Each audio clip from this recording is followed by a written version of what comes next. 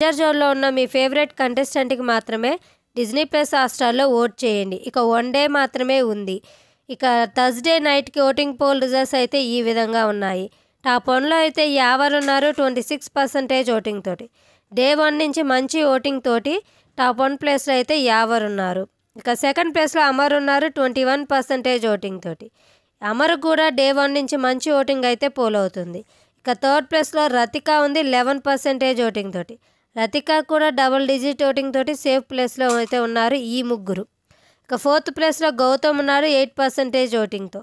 Fifth ప్లేస్లో అర్జున్ ఉన్నాడు 8% voting. ఈ ఇద్దరు అయితే సేవ్ అయినట్లే. ఇక సిక్స్త్ ప్లేస్లో అశ్విని ఉంది 8% ఓటింగ్.